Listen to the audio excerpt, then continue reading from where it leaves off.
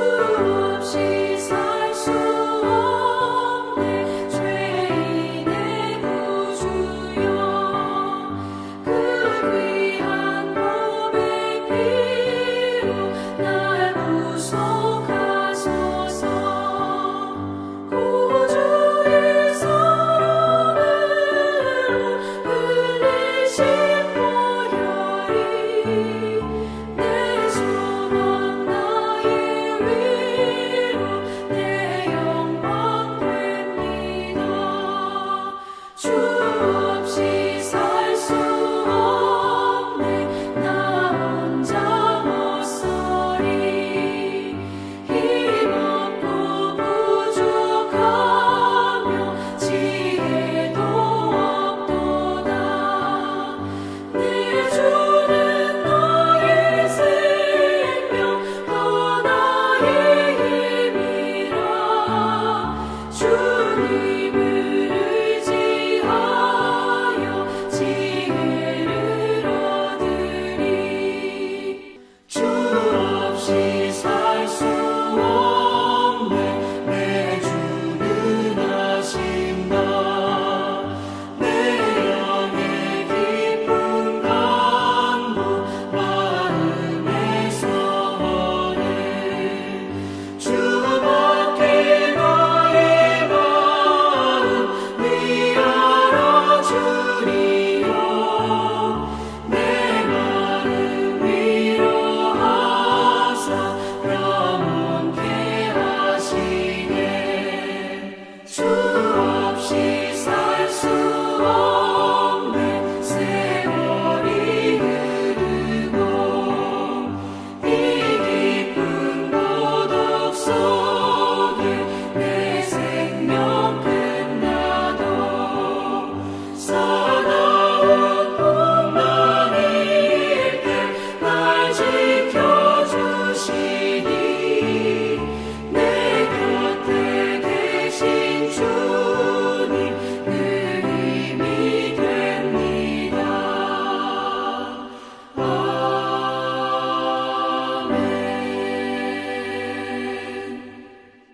주기도문 하시겠습니다. 하늘에 계신 우리 아버지여, 이름이 거룩히 여김을 받으시오며 나라가 임하시오며 뜻이 하늘에서 이루어진 것 같이 땅에서도 이루어지이다.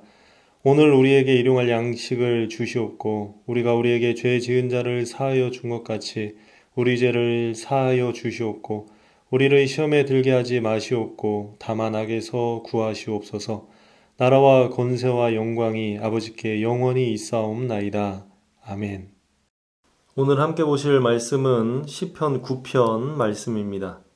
시편 9편 봉독하도록 하겠습니다.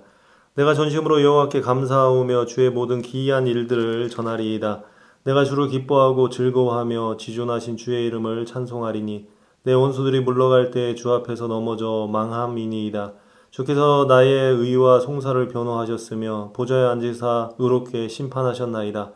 이방 나라들을 책망하시고 악인을 멸하시며 그들의 이름을 영원히 지우셨나이다. 원수가 끊어져 영원히 멸망하였사오니 주께서 무너뜨린 성읍들을 기억할 수 없나이다. 여호와께서 영원히 앉으시며 심판을 위하여 보좌를 준비하셨도다. 공의로 세계를 심판하시며 정직으로 만민에게 판결을 내리시리로다. 여호와는 압제를 당하는 자의 요새시요 환난 때의 요새이시리로다. 여호와여 주의 이름을 아는 자는 주를 의지하오리니 이는 주를 찾는 자들을 버리지 아니하심이니이다. 너희는 시온에 계신 여호와를 찬송하며 그의 행사를 백성 중에 선포할지어다. 피 흘림을 신문하시는 이가 그들을 기억하시며 가난한 자의 부르짖음을 잊지 아니하시는도다. 여호와여 내게 은혜를 베푸소서. 나를 사망의 문에서 일으키시는 주여 나를 미워하는 자에게서 받는 나의 고통을 보소서. 그리하시면 내가 주의 찬송을 다 전할 것이요 딸 시온의 문에서 주의 구원을 기뻐하리이다. 이방 나라들은 자기가 판 웅덩이에 빠지며 자기가 숨긴 그물에 자기 발이 걸렸도다. 여호와께서 자기를 알게 하사 심판을 행하셨으며 악인은 자기가 손으로 행한 일에 스스로 얽혔도다.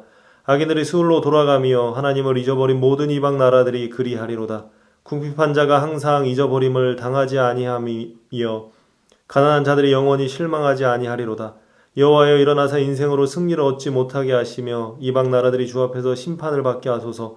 여호와여 그들을 두렵게 하시며 이방 나라들이 자기는 인생일 뿐인 줄 알게 하소서. 아멘. 오늘 읽은 본문의 시편에서 계속적으로 반복적으로 쓰이는 단어가 있습니다. 그것은 심판이라는 단어입니다. 심판이란 어떤 문제와 관련된 일이나 사람에 대하여 잘잘못을 가려 결정을 내리는 일을 의미합니다. 오늘 본문의 시인은 자신과 원수 사이에서 하나님께서 판단해 주시기를 바라고 있습니다. 더 나아가서 이미 원수들은 심판을 면할 수 없음을 이야기하고 있습니다. 신앙생활을 하면서 신앙인이 꼭 기억해야 할 일이 있습니다. 그것은 바로 하나님의 심판이 있음을 기억해야 한다는 것입니다. 지금 당장 어떤 결과가 나오지 않아도 결국에는 모든 것의 결과와 판단이 나오게 된다는 것이죠. 히브리서 11장 6절에는 이런 말씀이 기록되어 있습니다. 믿음이 없이는 하나님을 기쁘시게 하지 못하나니 하나님께 나아가는 자는 반드시 그가 계신 것과 또한 그가 자기를 찾는 자들에게 상 주시는 이심을 믿어야 할지니라. 하나님의 심판을 믿는 사람들은 두 가지를 믿어야 합니다. 하나는 하나님이 계시다는 것이죠.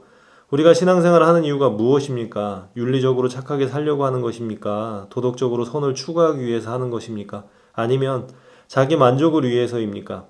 우리가 신앙생활을 하는 이유는 하나님께서 계시기 때문입니다. 신앙생활을 한다는 것은 쉬운 일이 아닙니다. 죄의 본성을 가진 인생이 죄를 거슬려서 하나님의 뜻에 자신을 복종시키는 것이 결코 쉬운 일이 아니라는 것이죠. 그럼에도 죄의 본성을 이겨내며 살아가는 이유는 하나님이 계시기 때문입니다. 하나님이 계시다는 것은 결국 하나님의 심판을 받게 된다는 것입니다.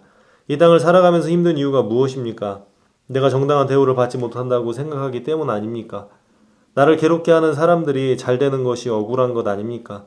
나는 선하게 사는데 일이 잘 안 풀리고 악을 행하는 자들이 잘 되는 모습을 보면 답답하지 않습니까? 하나님의 심판이 없다면 참 억울하고 답답한 일일 것입니다. 그러나 하나님의 심판이 있음을 믿는다면 이러한 일들로 마음이 상하지 않을 것입니다. 지금 당장 잘 된다고 그 잘됨이 영원하지 않으며 결국 하나님의 심판이 있을 때 그 잘됨이 심판의 내용이 되기 때문에 억울하지 않다는 것입니다. 하나님의 계심을 믿으십니까? 그분이 모든 것을 심판하실 것을 믿으십니까? 그렇다면 우리의 삶의 모습이 바뀌어야 하지 않겠습니까? 무엇이 억울하고 무엇이 부족하고 무엇이 안타까우십니까? 하나님이 계시는데 말입니다. 다른 하나는 상 주심을 믿어야 합니다. 상을 주신다는 것은 내 삶의 내용에 대한 평가가 있음을 의미합니다.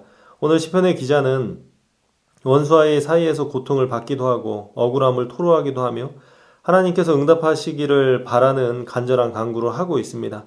하나님의 계심을 믿기에 또한 상 주심을 알기에 쉽지 않지만 그러한 삶을 살려고 몸부림치는 시인의 모습을 볼 수 있습니다. 상 주심이란 어려운 상황에서도 하나님의 사람으로 살아내는 것에 대한 평가라고 생각합니다. 신앙적인 선택이 어려울 때 그것을 택하는 것, 참을 수 없는 상황에서 참아내는 것, 믿음으로 반응할 수 없을 때 믿음으로 반응해내는 것. 홍해 앞에 섰을 때 어느 누구도 믿음으로 반응하지 못했습니다. 수많은 사람들이 이렇게 이야기했죠. 우리가 애굽에서 당신에게 이른 말이 이것이 아니냐. 이르기를 우리를 내버려 두라. 우리가 애굽 사람을 섬길 것이라 하지 아니하더냐. 애굽 사람을 섬기는 것이 광야에서 죽는 것보다 낫겠노라고 이야기합니다. 그때 모세는 이렇게 이야기합니다. 너희는 두려워하지 말고 가만히 서서 여호와께서 오늘 너희를 위하여 행하시는 구원을 보라고 이야기합니다. 믿음의 반응은 이러한 것입니다. 도저히 믿음을 발휘할 수 없는 상황에 하나님을 통해서 믿음을 갖는 것, 이것이 믿음의 반응입니다. 이것이 하나님의 상주심을 믿는 자들의 믿음의 선택이라는 것입니다. 이 땅에서의 삶은 영원하지 않습니다. 끝이 있다는 것입니다. 그러나 그 끝 후에는 영원이라는 영역이 존재합니다. 이 영원한 시간의 결과가 이 땅에서의 삶의 모습으로 판가름이 난다는 것이죠. 100년 남짓한 인생의 모습을 통해서 영원히 결정이 된다는 것입니다. 시편 기자는 이러한 것을 알기에 어렵고 힘든 시간임에도 불구하고 하나님의 사람으로 살아내기 위한 몸부림을 치고 있습니다. 영혼을 생각할 수 있는 지혜가 있으시기를 부탁을 드리겠습니다. 또 시인에게는 또 다른 믿음이 있습니다. 그것은 10절 말씀의 고백입니다. 시인은 이렇게 고백합니다. 여호와여 주의 이름을 아는 자가 주를 의지하오리니 이는 주를 찾는 자들을 버리지 아니하신다고 고백하고 있습니다. 주를 찾는 자들을 버리지 않으시는 하나님은 절대 포기하시는 분이 아니십니다. 우리가 믿음으로 살려고 한다면 믿을 수 없을 때 믿으며 믿음으로 반응할 수 없을 때 믿음으로 반응한다면 하나님은 결코 우리를 포기하시지 않는 분이십니다. 시인의 고백은 하나님이 포기하시지 않기 때문에 승리할 수 있음을 선포하고 있습니다. 세상의 어떠한 권세도 세상의 어떠한 세력도 하나님과 비교할 수 없습니다. 하나님은 비교의 대상이 아닙니다. 그분의 크심은 어떠한 것과도 비교할 수 없습니다. 우리가 믿고 고백한 하나님이 바로 이러한 하나님이십니다. 시인의 이러한 고백이 있다고 해서 시인의 삶에 바로 회복이 있거나 자신의 뜻대로 일이 해결되지는 않습니다. 그래서 계속적인 간구와 호소로 하나님께 나아가고 있습니다. 하나님의 시간은 우리의 시간과는 다름을 인식해야 합니다. 나는 지금 당장이 중요하고 나는 이 땅이 중요하고 나는 지금 이 문제가 해결되어야 한다고 생각합니다. 그러나 하나님의 때는 우리의 얕은 지식으로 알 수가 없습니다. 그렇기 때문에 때로는 오랜 시간을 기다리며 어려움을 감당해야 할 때도 있습니다. 심지어 오늘 부른 찬송처럼 깊은 고독 속에 생명이 끝나는 인생도 있을 것입니다. 하나님의 크심을 인생의 한계로 알 수 없기 때문입니다. 그럼에도 하나님을 포기하지 않으며 살아가는 인생들, 유한한 인생을 살며 영혼을 꿈꾸는 사람들, 하나님께서 귀하게 여기는 사람이 될 것입니다.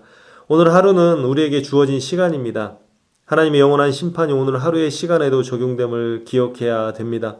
그냥 흘러가는 하루가 아니라 하나님께서 기억하실 만한 하루, 잘했다 칭찬받을 수 있는 하루, 충성된 사자는 그를 보낸 이에게 마치 추수하는 날의 얼음 냉수 같아서 능히 그 주인의 마음을 시원하게 한다는 말씀처럼 주인의 마음을 시원케 해드리는 한날을 살아내시기를 주님의 이름으로 부탁을 드리겠습니다. 기도하시겠습니다. 오늘 하루도 하나님의 사람으로 살고자 기도로 하루를 여는 당신의 사람들을 기억하여 주셔서 믿음의 결단이 필요할 때 믿음을 더하여 주시고 위로가 필요할 때 위로를 더하시며 신앙이 흔들리려 할 때 견고함을 더하셔서 오늘도 영혼의 복을 누릴 수 있는 한날이 되게 하옵소서. 나를 버리지 않고 포기하시지 않으시는 예수 그리스도의 이름으로 기도드립니다. 아멘.